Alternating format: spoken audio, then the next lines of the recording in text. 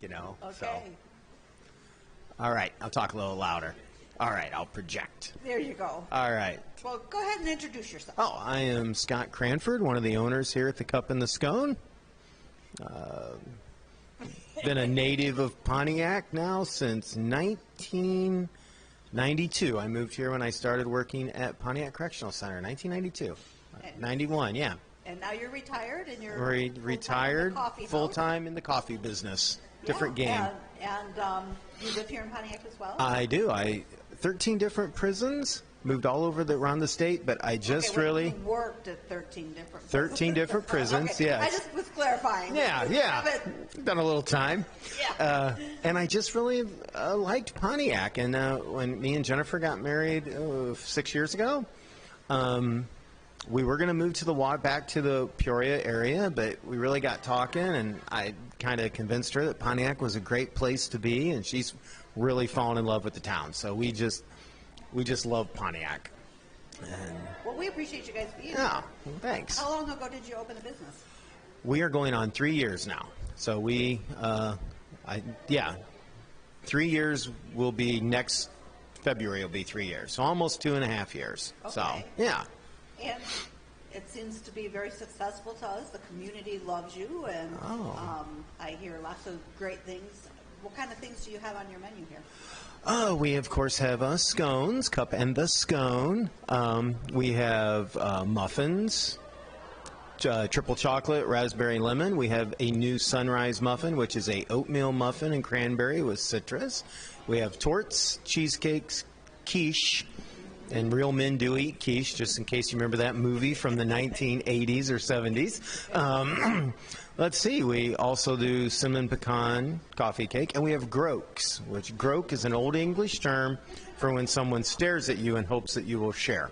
And that's it's a frozen yogurt layered with either triple chocolate, scotcheroos, which we make here, with our muffin. If you've ever had like a cake shake, where they put cake in a shake. Very similar, triple chocolate muffin groak.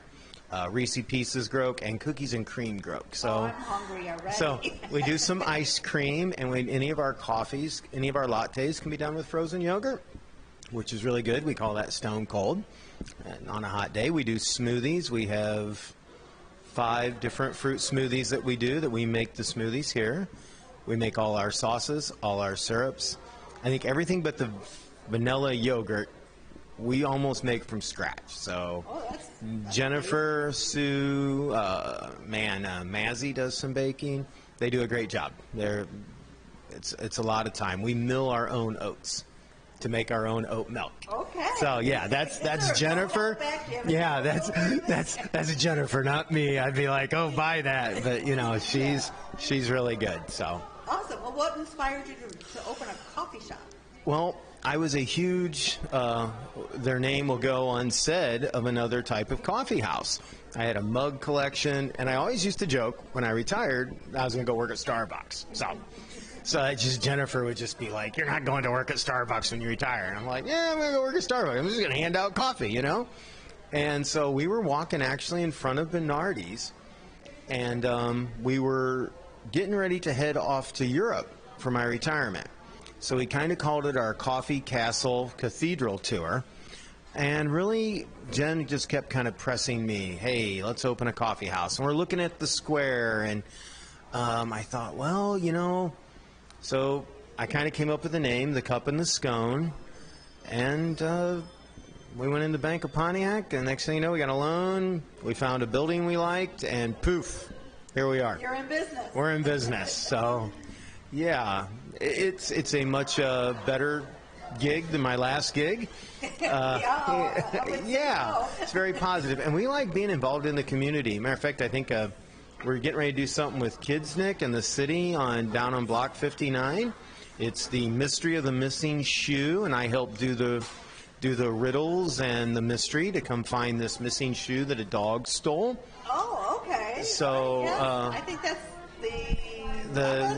11th or 12th, July 12th, something like July that. 12th, So okay. yeah. Yes, So we like being involved with the community. We like working with the city, not just because you guys are here doing an interview, but we do. I spend a lot of time over at City Hall and trying to be involved in events because we really like the community.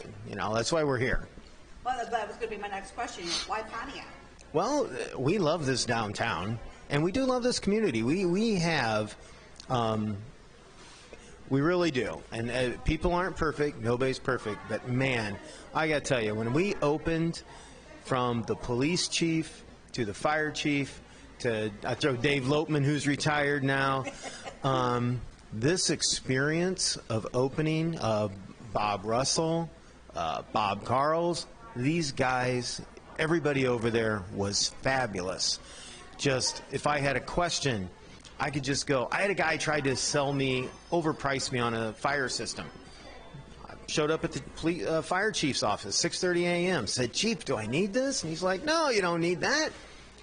So, what a community where these guys were vested in us and reached out to us and call and check on us. And so it's a real blessing to live in this kind of community. And so we love it. We've got probably 11 Bible studies that meet up in the loft, so we really do. It's, our motto is where coffee is king, taste is the adventure, and fellowship is the rule. And we really do believe in that. So we love it. I mean, you've been a welcome addition to our community, and especially to the downtown area. Just extending all the retail as far as we can to get people around town. I know you're coming back from a hard time with the COVID and the uncertainty of what the future is. But how did you manage to get through that? And were you? Me and Jen worked a lot of extra hours. You just didn't have the revenue coming in that sense. But we did have a steady stream. We did deliveries, which I know a lot of people did deliveries. A lot of carryouts. We had some real big hearts.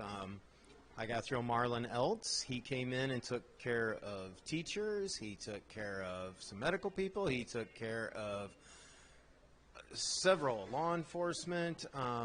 We had another guy. We just call him Giver. Took care of firemen, police officers, the medical staff, the nursing homes.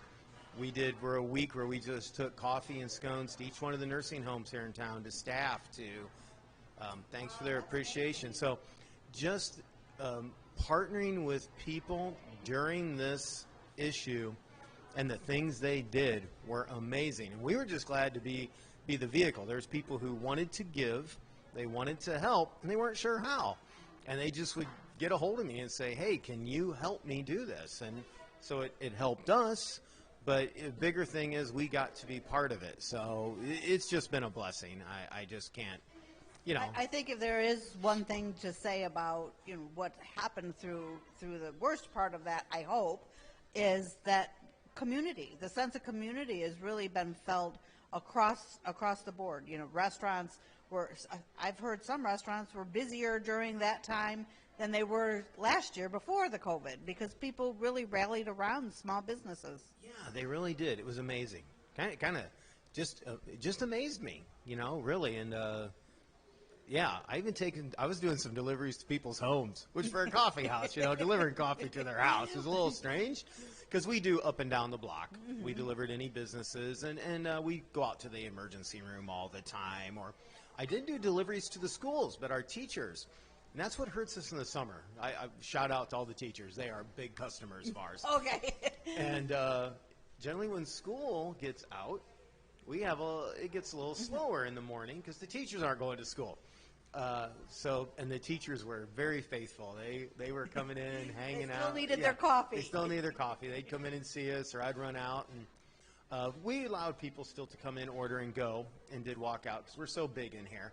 And I think people still needed that. Some people really just needed to come in, and even if it was only for a minute, hey, get my coffee, interact and talk to someone, because they were going stir crazy, and we're social creatures. We are not meant to be isolated, so that was good. It was good to provide that for people. Yeah, and I see you have outdoor dining here. Yes, the city did that, along with our 2 little tables that we put out there. So if someone wants to come and order and go sit outside, they're welcome to do that Yeah. as well. Yeah. Well, I think I've gone through my list of my questions. Is there anything else that you'd like to add? No, just, we've been very thankful. The city has been an answer to many prayers. It's great to be able to, when I do have problems or something, I've gone over and talked to Bob or bent the mayor's ear sitting at a meeting, the police chief, the firemen. It's been great. And I have really enjoyed, and downtown, with our neighbors, there's been some great community. We're just so happy to be here and happy to be part of the community. And I know we're going to get some events going back down here with the Downtown Association. So, yes, we are. So I just encourage people to come down, see your downtown, take a stroll, take a walk. It's a beautiful place. Thanks. One more last question. Are you going to do your mystery? I know you're doing the shoe mystery this October. We get to do the murder mystery. I know you've been involved in that. Yeah, you I created it. So. I know I've killed off Bob Russell. I've sent the current mayor to jail. Joe Diaz took out Coach Pete. I got to find my 3rd victim. Yes. Yeah, Okay. so we're working More on it. details to More come on details that. to come. All right. Well, it was great talking to you. Thank you, ma'am. Thank you. All right.